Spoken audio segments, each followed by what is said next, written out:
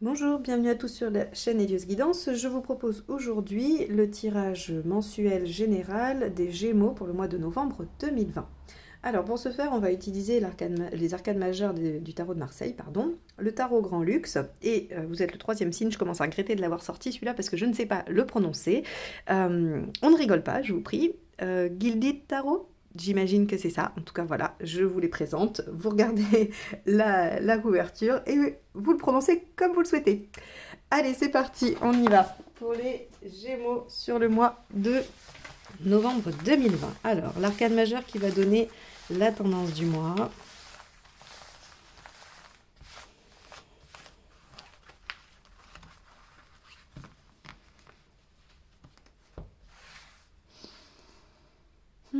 Allez, celle-ci. Hop.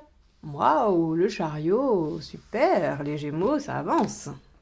Quoi que ce soit qui vous préoccupe, ça avance. On a une situation qui devrait être un succès, une réussite. Alors, je vous la montre, elle est tombée, mais j'étais pas bien concentrée. Hein. C'est le 10 de bâton. Donc, sortie du tunnel, ça va ensemble. Hein. Allez. 10 de bâton, c'est quand on arrive au bout d'une peine lourde. Hein. Soit on a fait un dur labeur pour y arriver, et c'est enfin l'aboutissement, ou alors on arrive au bout du tunnel d'une situation pénible qui s'arrête enfin. Allez, les Gémeaux sur le mois de novembre 2020.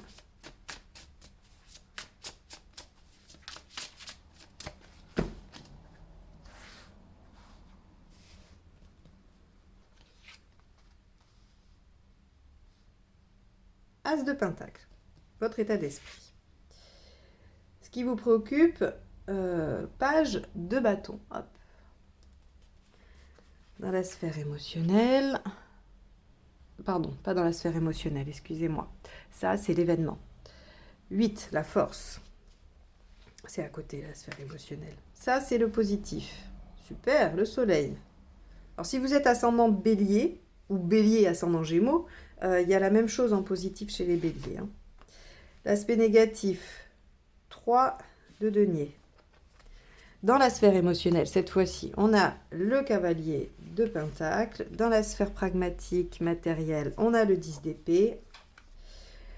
Dans le côté global, hein, on a l'as de coupe, très bien. Et enfin, pour finir le mois, on a l'empereur, le 4. Bon, on va compléter avec le deuxième tarot et je vais faire une analyse du tirage en entier. Bon, globalement, je pense quand même qu'il y a quelque chose qui s'arrête, hein, parce qu'ici, on a quand même le 10 d'épée.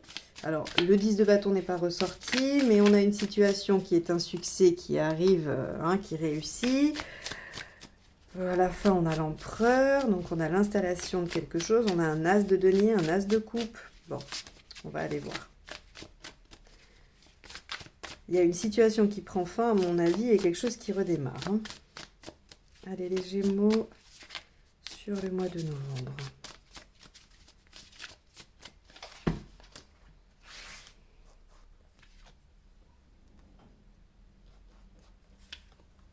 Alors, la grande prêtresse, donc la papesse, ici l'empereur, qui est également ici. Là, on a le 8 d'épée. Ici, on a le 4 de bâton, le 6 de coupe, l'ermite, 2 de bâton, l'étoile avec l'as de coupe, bon. Et enfin, le 2 d'épée. Ok. Bon, alors là, par exemple, on pourrait dire, hein, pour ceux... mais c'est très, très réducteur, ou en tout cas, c'est très précis. Donc, ça parlera peut-être qu'à certains d'entre vous qui ont besoin d'entendre ce message. Je vais faire une analyse beaucoup plus complète. Mais il y a peut-être une rencontre prédestinée ici. Hein, quelque chose qui vous permet d'avancer avec une rencontre prédestinée. On va voir. Ça, c'est vraiment juste quelque chose qui me saute aux yeux quand je regarde le tirage. Mais ce tirage ne nous parle pas que de ça. Donc, on voit chez vous les Gémeaux, avec cet arcane 7, le chariot, qu'il y a une situation, en tout cas, qui va vers le succès. Il y a un chemin qui est pris, il y a quelque chose qui démarre. Hein, elle est très positive, cette carte. Hein, elle nous dit, voilà, il y a quand même aussi une certaine réalisation. Alors, c'est le 7. Il y a un côté assez superficiel dans cette réalisation, c'est-à-dire qu'on n'en est qu'au début. Ça commence à marcher, mais... Le 7 vous dit qu'il va falloir continuer à faire des efforts pour que les choses continue à se développer, s'améliorer et aille jusqu'au 21, la réalisation, d'accord, hein, c'est vraiment la première carte de succès qui nous indique que c'est balbutiant. Et effectivement, c'est balbutiant parce qu'ici, on a l'as de pentacle, hein, votre état d'esprit, vous avez des idées, vous avez plein de choses en tête, vous avez probablement des projets, hein, ça peut être dans le cadre d'une relation amoureuse, ça peut être dans le cadre du travail, des loisirs, peu importe. On voit qu'il y a quelque chose ici qui n'est pas encore concret, qui n'est pas encore fait, mais que vous estimez très porteur et qu'il l'est, d'accord? Sinon, on aurait une autre carte hein, pour nous indiquer juste le fait d'avoir une idée. Là, on voit que cette idée avec l'as de pentacle, elle est effectivement intéressante et porteuse. Alors avec la grande prêtresse, vous en êtes à la réflexion, c'est ce que je vous disais, rien n'est fait, vous avez en tête une idée. La grande prêtresse vous invite à y réfléchir, à la préparer, à la modeler, hein, à voir un peu ce qui est possible, ce qui n'est pas possible. En tout cas, là, on est dans une phase qui n'est pas active, une phase qui est la réflexion. Ça, c'est votre état d'esprit. Vous voulez peaufiner ça, vous voulez que ça fonctionne bien. Si c'est une relation, vous voulez tout mettre en œuvre pour que ça fonctionne. Vous ne voulez pas agir trop vite, vous voulez y aller tranquillement, prendre votre temps, voir si vous avez les mêmes aspirations. Vous voyez, il y a tout ça hein, qui est possible. En tout cas, on est dans une phase de réflexion. Ce qui vous préoccupe, c'est le page de bâton et l'empereur. Alors le page de bâton, il est intéressant parce que il nous dit qu'effectivement, on a besoin de travailler encore les choses. C'est-à-dire que cette situation ne se fera pas sans travail. Donc elle rejoint un peu le chariot qui nous dit peut-être qu'elle est prometteuse, peut-être qu'il y a quelque chose qui vous dit chouette, c'est super, ça va bien se passer, c'est très prometteur, toutes les circonstances sont là, mais à la fois le chariot et le page de bâton vous disent que il va falloir y mettre de l'énergie. Et ce qui vous préoccupe, c'est ça, c'est l'énergie qu'il va falloir mettre dans cette situation, dans ce projet, dans cette relation probablement. Et l'empereur, ici, dans vos préoccupations, nous dit que vous avez peut-être peur de ne pas tenir sur la longueur, de ne pas être assez constant dans vos efforts. C'est une possibilité. Effectivement, si ça requiert beaucoup de force, beaucoup de temps, il se peut que vous vous fatiguiez et que vous ne soyez pas à même de réaliser les efforts sur du long terme. Bon, ça c'est ce qui vous préoccupe. On va aller voir un peu comment ça peut se dérouler, en tout cas sur le mois de novembre. Parce que ici, clairement, ça me parle d'une situation qui ne va pas vous occuper que sur le mois de novembre. Je pense que c'est quelque chose à beaucoup plus long terme. Si on est ici qu'en as de denier, c'est-à-dire que rien n'est commencé, même si la situation se stabilise, on voit à la fin avec ce 2 d'épée qu'on en est encore à un stade de réflexion et qu'on a un peu du mal à se projeter. D'accord ? On a ici, à différents endroits, des cartes qui nous indiquent que les choses ne vont pas être terminées, finalisées à la fin du mois de novembre. Pour autant, elles avancent. Et pourquoi elles avancent ? Parce qu'à mon avis, il y a des choses à laisser derrière vous. D'accord ? Vous êtes probablement face à une nouvelle idée, une nouvelle relation, peu importe. Mais il y a déjà quelque chose en place. Et ce déjà quelque chose en place, il va falloir lui régler son compte ou régler la question.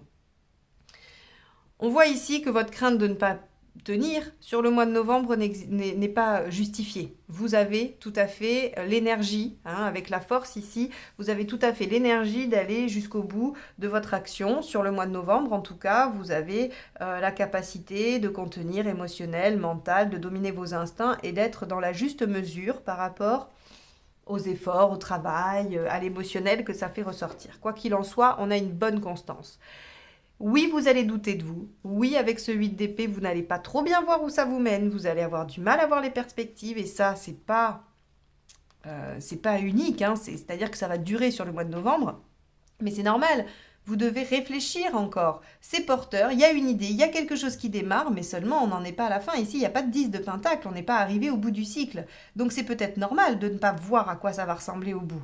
Pas d'inquiétude, faites-vous plus confiance, vous avez la force et en plus les choses sont simples, il n'y a pas à douter, votre idée est bonne, ce que vous avez l'intention de mettre en place est bien, profitez, allez-y, soyez dans la joie d'avoir eu cette idée ou en tout cas de démarrer ce quelque chose, ce projet, relation, travail ou peu importe, soyez dans la joie, profitez-en, ça c'est votre atout. Si vous pouvez en profiter, si vous pouvez être juste dans les aspects positifs et lâcher le manque de confiance en vous, vous allez vraiment pouvoir avancer et profiter de ça.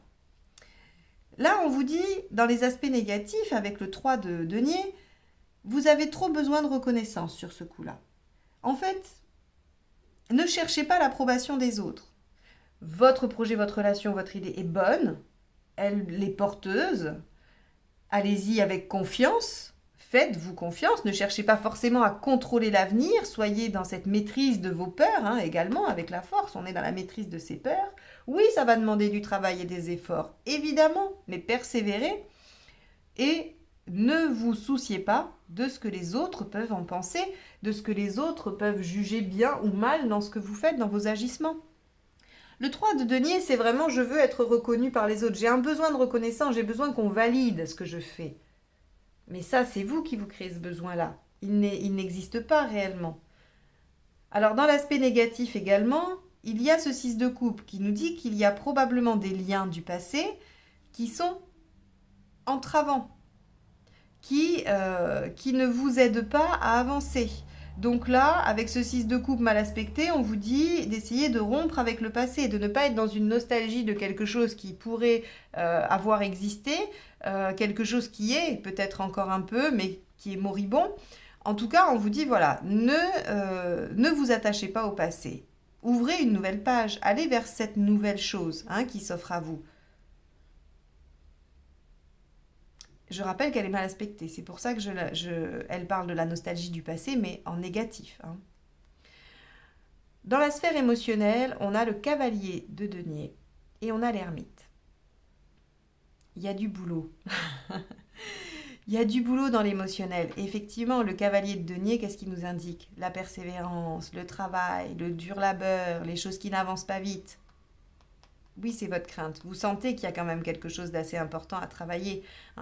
On voit bien que vous avez peur de ne pas tenir la distance, de ne pas travailler suffisamment. Et on vous dit que oui, émotionnellement, il y a encore des choses à aller chercher. Là, il y a encore des choses à aller éclairer avec votre lanterne.